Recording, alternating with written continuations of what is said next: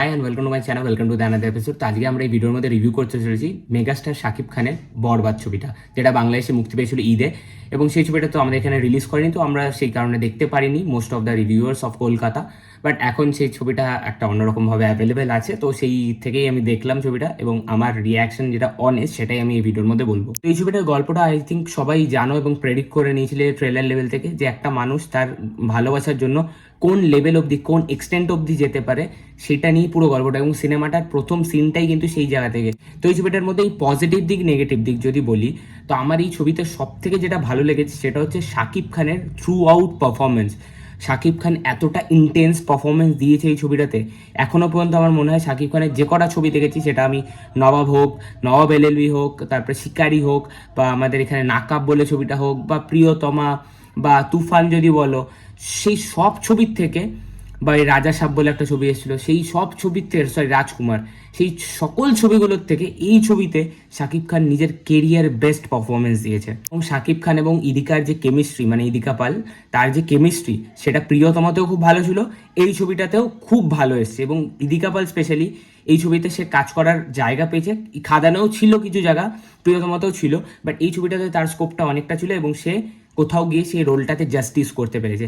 আরেকজনের কথা না বলি না, সেটা হচ্ছে মিশা সওদাগর।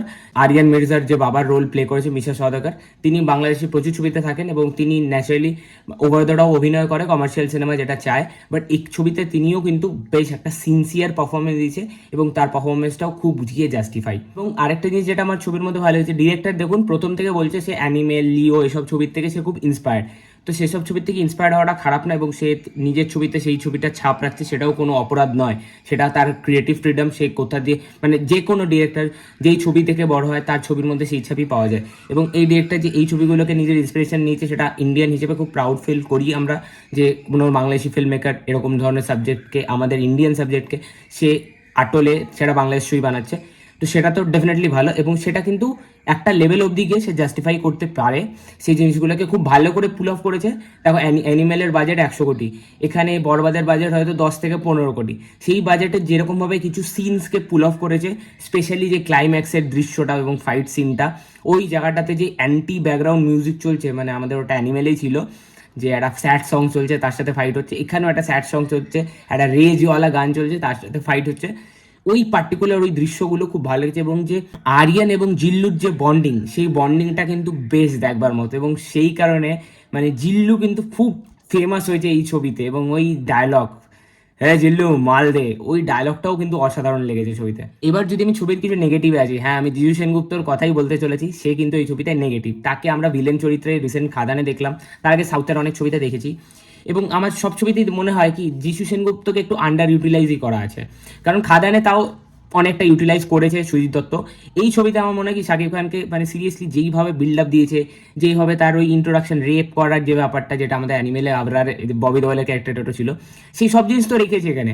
কিন্তু অ্যাট দ্য এন্ড গিয়ে অ্যানিমেলে দেখবে ববি দেওয়াল কিন্তু কোনো জায়গায় ড্রপ করে না, ববি দেওয়ালের ক্যারেক্টারটা আসেই পুরো শেষে, কিন্তু একদম মাটি রেখে দেয়।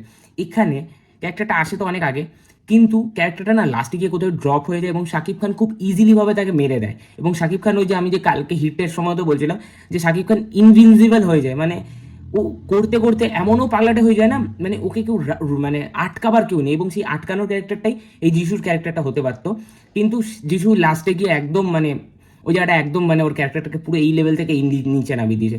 তো আমার মূলত এই জিনিসটা আবার মানে ছবিটাতে খুব নেগেটিভ লেগেছে। এবং দেখো অ্যানিমাল থেকে ইন্সপিরেশন প্রচুর জায়গাতে আছে, ইভেন ফার্স্ট শটটাতে আছে, স্কুল ড্রেস থেকে সব কিছুতে শুরু করে ছাপ রেখেছে। সো সেটাতে কোনো অপরাধ নয়, সেটা সে করেছে, আমার তাতে আপত্তি নেই। হ্যাঁ এই ছবিটা আমার বেশ ভালো লেগেছে, এবং বাংলাদেশি যে কোনো অন্য ছবির থেকে ডেফিনেটলি অনেক মানে উন্নত, প্রোডাকশন ভ্যালু অনেক উন্নত, camera style, action, colour palette, এবং যে প্রতিটা অ্যাপ্রোচ একটা সিনকে বিল্ড করা, সেইটা পুরো আলাদা সব ছবির থেকে। এবং তুফানের থেকে তো এটা 100 গুণে ভালো। So that's my honest opinion about Barbaad. তোমাদের এই ভিডিওটা কেমন লেগেছে ডেফিনেটলি জানিও, এবং তোমরা কত সিনেমাটা দেখেছো সেটাও জানিও, এবং তোমাদের কেমন লেগেছে সেটাও জানিও। টাটা।